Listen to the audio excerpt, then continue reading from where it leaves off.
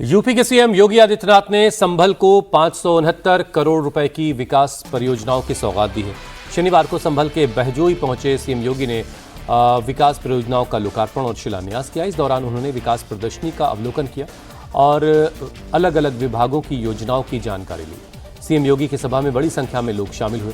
CM ने integrated मुख्यालय भवन परिसर में आयोजित जनसभा के दौरान संभल के विकास पर जोर देते हुए कहा कि अब संभल में तुर्कई नहीं चलेगी, हरिहर भगवान की मर्जी से काम होगा।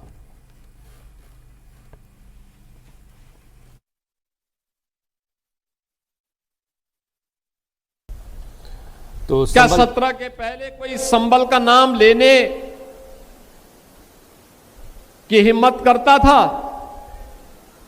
तब तो एक तुर्क आकर के यहां पे अपमानित करता था और यहां के देसी मुसलमानों को भी अपमानित करता था।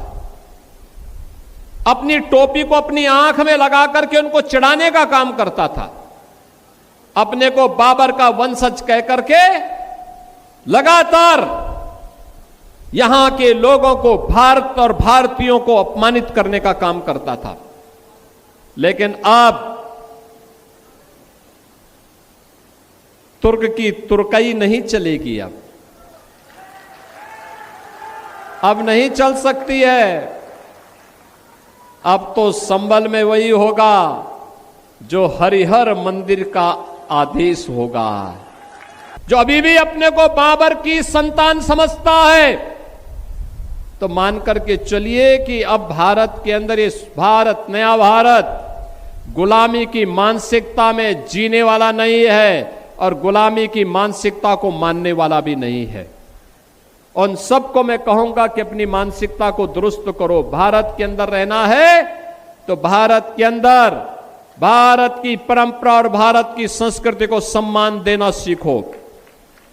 बहन बेटियों की इज्जत के साथ खिलवाड़ करने की कीमत क्या चुकानी पड़ेगी और भारत की आस्था के साथ खिलवाड़ करने की कीमत क्या चुकानी पड़ेगी, यह अगर किसी ने करने का दुस्साहस किया तो डबल इंजन की सरकार इसको कतई स्वीकार नहीं करेगी। ममता बनर्जी की भतीजे और टीएमसी सांसद अभिषेक बनर्जी की मुश्किलें खत्म होने का नाम नहीं ले रही हैं। अब अभिषेक बनर्जी के अवैध ऑफिस पर बुलडोजर एक्शन हुआ है। ये कार्रवाई साउथ 24 परगना के आमतला में हुई है। शनिवार को 3 बुलडोजर की मदद से 5 मंजिला दफ्तर को गिराने का काम शुरू हुआ। कड़ी सुरक्षा के बीच बिल्डिंग को गिराया गया। नगर निगम ने अभिषेक बनर्जी के ऑफिस को अवैध करार दिया था और कई नोटिस देने के बाद भी अभिषेक बनर्जी की तरफ से कोई जवाब नहीं आया, जिसके बाद नगर निगम ने इस बिल्डिंग को ध्वस्त कर दिया।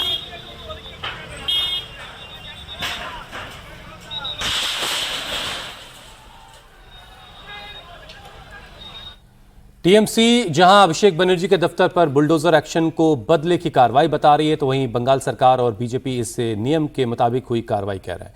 बीजेपी का कहना है कि नगर निगम ने इस बिल्डिंग को अवैध करार दिया, जिसके बाद बिल्डिंग को गिरा दिया गया। नया पश्चिम बंगाल में जो सरकार बना, ये सारे अनऑथोराइज कंस्ट्रक्शन को तोड़ रहे हैं। वो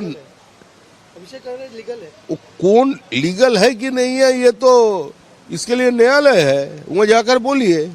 सरकार जो निर्णय लिया वो सोच समझ के लिया, दस्तावेज के ऊपर निगरानी करके लिया। तो अभी गलत है तो उसके लिए कोर्ट की दरवाजा खुला हुआ है। क्योंकि इलीगल आप एक सांसद हो के प्रतिनिधि हो, उसके बाद भी सब जानने के बाद भी, संविधान कानून सब जानने के बाद भी आप लोग सरकार में थे। कैसे आप लोग ये इलीगल जगह में आप लोग पार्टी ऑफिस बना लिया था? देखिए, जो हो गया टीएमसी के सरकार में 15 साल में हो गया है। अभी वो करप्शन नहीं चलेगा इस सरकार में। तो इस सरकार जहां पे करप्शन है वहीं पे भी इस लोगों को तोड़ रहा है। जनता अभी देख रहा है कि सरकार जो संकल्प लिया था भ्रष्टाचार के विरुद्ध में सरकार है, अभी वही काम कर रहा है। देखिए, अभिषेक बनर्जी का पार्टी ऑफिस इलीगल था और इलीगल काम को तोड़ा जा रहा है।